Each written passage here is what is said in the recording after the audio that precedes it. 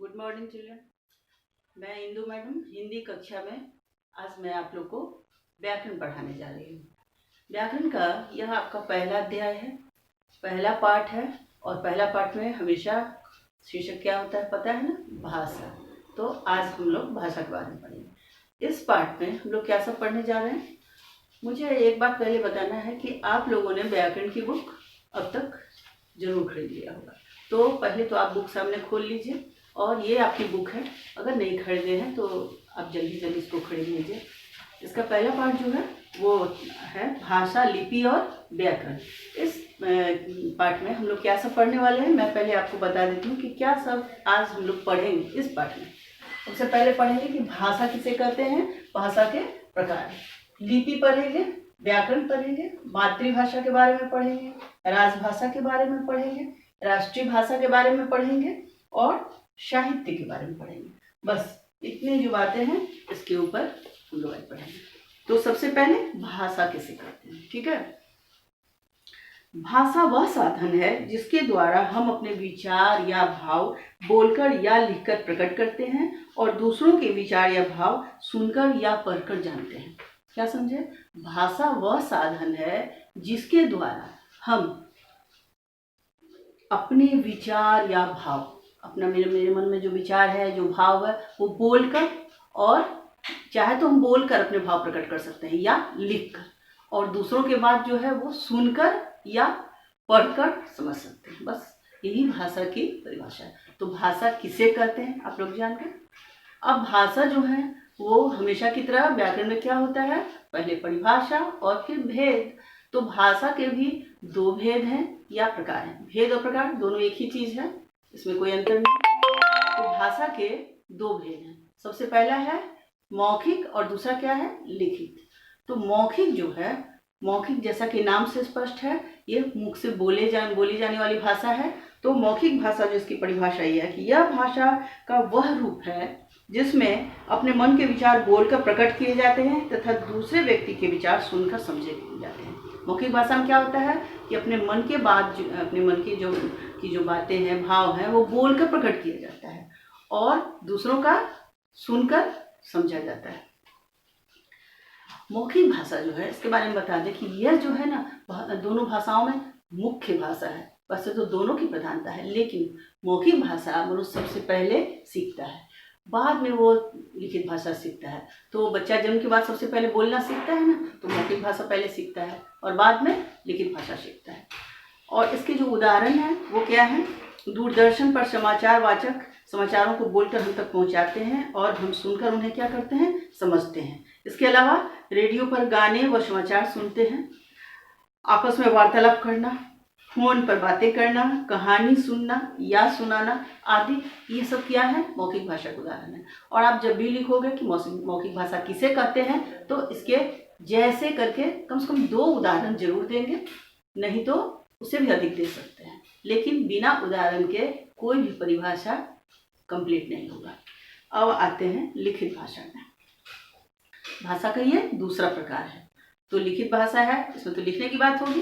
तो देखो, यह भाषा का वह रूप है जिसमें मन के विचारों अथवा भावों को लिखकर व्यक्त किया जाता है तथा दूसरे उन्हें पढ़कर तथा उन्हें क्या करते हैं, पढ़कर समझते हैं। जैसे कि आपको अभी एक निबंध लिखने के लिए दिया जाए, ठीक है ना, अभी एक बीमारी है कोरोना, उसके बारे में लिखो, तो आप अपने मन से आप क्या उस बीमारी के बारे में समझते हैं, लिखेंगे, बोलेंगे कुछ नहीं, लिखेंगे। जब हम उसको पढ़ेंगे तो हम जानेंगे अच्छा आप ये सब इसके बारे में कहना चाहते हैं, ये सब चीज़ इसकी जानकारी है आपको। तो लिखकर क्या करते हैं, व्यक्त करते हैं और दूसरे उसे पढ़कर समझते हैं। फिर से लेंगे, यह भाषा का वह रूप है जिसमें मन के विचारों अथवा भावों को लिखकर व्यक्त किया जाता है, दूसरे उन्हें पढ़कर समझते हैं। इसके उदाहरण कौन से होंगे, जैसे पत्र लिखना, परीक्षा के प्रश्नों का उत्तर लिखना, ठीक है, पुस्तकें, समाचार पत्र, पत्रिकाएं आदि भाषा लिखित भाषा का उदाहरण है। अब ये जो आपकी व्याकरण बुक है, ये भी तो लिखित भाषा का रूप है ना, इसमें लिखा हुआ है, उसे तो हम लोग पढ़ते हैं। तो भाषा के दो रूप हो गए, मौखिक और लिखित। अब ये तो दोनों रूप मुख्य है, लेकिन एक भाषा का एक और रूप है जिसकी चर्चा होती है, इसे मान्यता तो नहीं प्राप्त है लेकिन हम लोग इसका प्रयोग अक्सर करते हैं। वो क्या है, सांकेतिक भाषा, ठीक है। उपयुक्त दो रूपों के अतिरिक्त भाषा के अन्य रूप भी है, वह है सांकेतिक भाषा। यह भाषा का वह रूप होता है जिसमें संकेतों द्वारा भावों तथा विचारों को व्यक्त किया जाता है। जैसे आप चौराहे पर ट्रैफिक पुलिस को देखते हैं ना, तो चौराहों पर यातायात को नियंत्रित करने वाले सिपाही संकेत तथा शास्त्रीय नृत्यों में व्यक्त भाव भंगिमाएं क्या है, सांकेतिक भाषा के उदाहरण हैं। तो सांकेतिक भाषा जो है, इसको क्यों नहीं मुख्य भाषा माना जाता है, केवल लिखित और मौखिक ही क्यों? कारण ये है कि कभी कभी संकेतों को स्पष्ट रूप से हम नहीं समझ पाते हैं।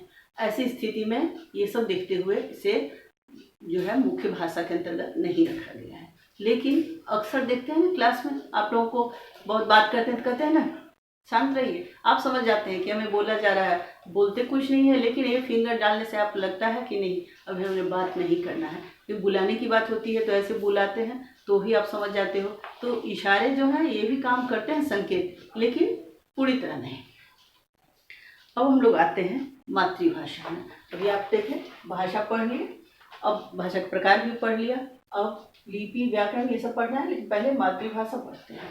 मातृभाषा जो वो क्या है, जो भाषा, मातृ मतलब माता, माता के द्वारा जो भाषा बच्चे बचपन में सीखते हैं वो क्या कहलाता है, मातृभाषा। तो मातृभाषा की परिभाषा इस प्रकार होगी, मातृभाषा वह भाषा होती है जिसे बच्चा सर्वप्रथम अपनी माँ तथा परिवार से शैशव काल में सीखता है।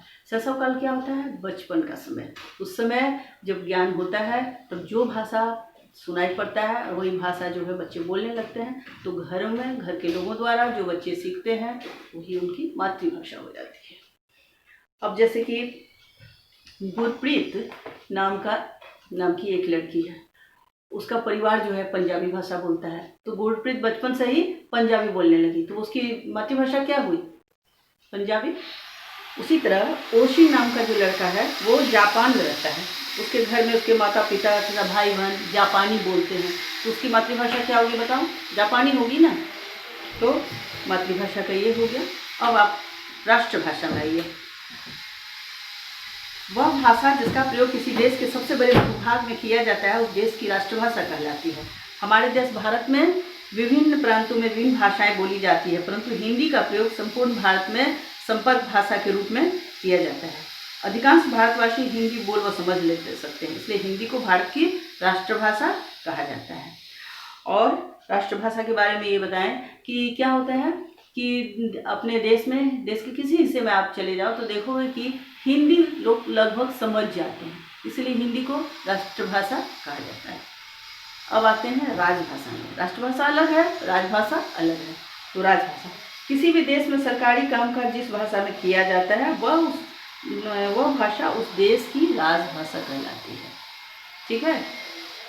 किसी भी देश में सरकारी कामकाज, ऑफिशियल वर्क जो होते हैं वो जिस भाषा में किया जाता है वह भाषा उस देश की राजभाषा कहलाती है।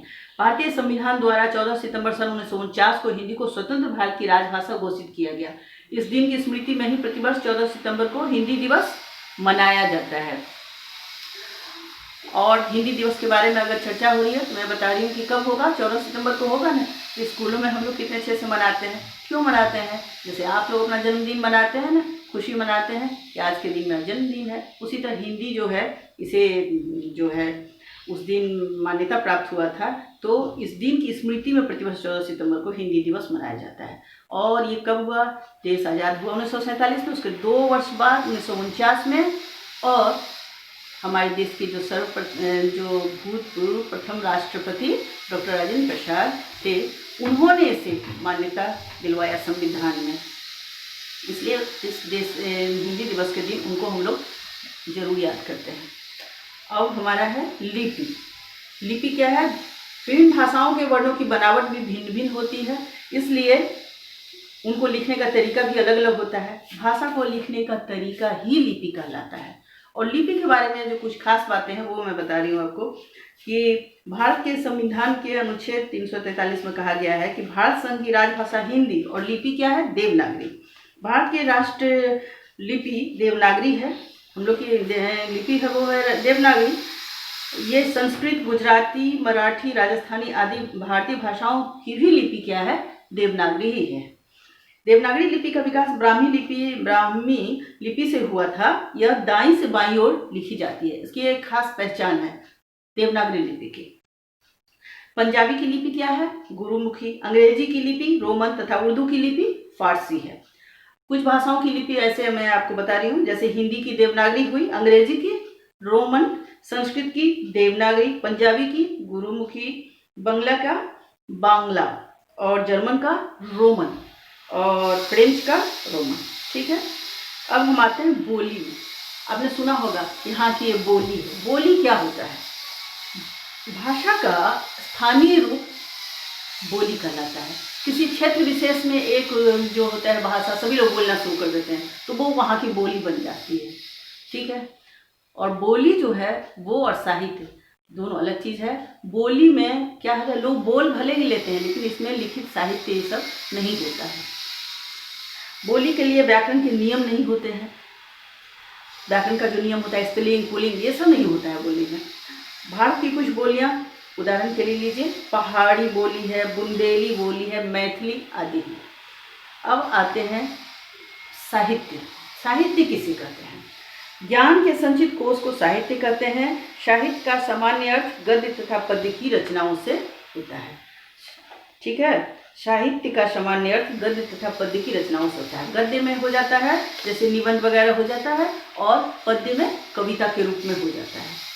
अब हम लोग अंत में पहुंच गए और वो है व्याकरण। व्याकरण किसे कहते हैं? व्याकरण हम लोग क्यों पढ़ते हैं? और ये बुक हमारी क्या है? व्याकरण की बुक है। तो व्याकरण वह शास्त्र है जो हमें भाषा के शुद्ध रूप का ज्ञान कराता है। और दूसरे शब्दों में व्याकरण द्वारा भाषा के शुद्ध रूप का ज्ञान होता है। भाषा को शुद्ध रूप में बोलने व लिखने की जानकारी व्याकरण के नियमों द्वारा ही मिलती है। ठीक है, व्याकरण के कितने विभाग हैं? व्याकरण के 3 विभाग हैं, वर्ण विचार, शब्द विचार और वाक्य विचार। पहला है वर्ण विचार। वर्ण विचार से हमें वर्णों के उच्चारण और बनावट का ज्ञान प्राप्त होता है। जो वर्ण हम लोग, अगला लेसन जो हमारा वो है। उसके बाद दूसरा है शब्द विचार। शब्द विचार द्वारा हम शब्दों की बनावट, शब्दों की उत्पत्ति तथा शब्दों के भेदों के बारे में ज्ञान प्राप्त करते हैं। और वाक्य विचार, वाक्य विचार से हम वाक्यों के भेदों, वाक्यों के प्रयोग तथा रचना आदि के बारे में ज्ञान प्राप्त करते हैं। और व्याकरण की इन विभागों का विस्तार पूर्वक अध्ययन हम अगले अध्याय में आगे हम लोग पढ़ने वाले हैं ना। वर्ण, शब्द विचार, वाक्य विचार सब पढ़ेंगे। आज के लिए आपका इतना ही था। भाषा जो है पहला पाठ हमारा आज पूरा हुआ। आप लोगों को समझ में आया ना? आज हम लोग क्या सब पढ़े? भाषा किसे कहते हैं, भाषा कितने प्रकार के होते हैं। फिर आपने क्या पढ़ा? लिपि किसे कहते हैं, व्याकरण किसे कहते हैं, मातृभाषा क्या है ये जान गए आप लोग, राष्ट्रभाषा क्या है, राजभाषा क्या है, साहित्य क्या है। तो अब आप लोग क्या करने वाले हो, इसको एक बार अपने से पढ़ेंगे पूरा अच्छे से। ठीक है, और इसके जितने प्रश्न उत्तर हैं वो आपको लिखकर जो मिल गया है ऐप में आपको मिल जाएगा। इसके लिए आप परेशान नहीं होना, लेकिन समझना जरूरी है, इसलिए एक बार आप पढ़ें। ठीक है, थैंक यू।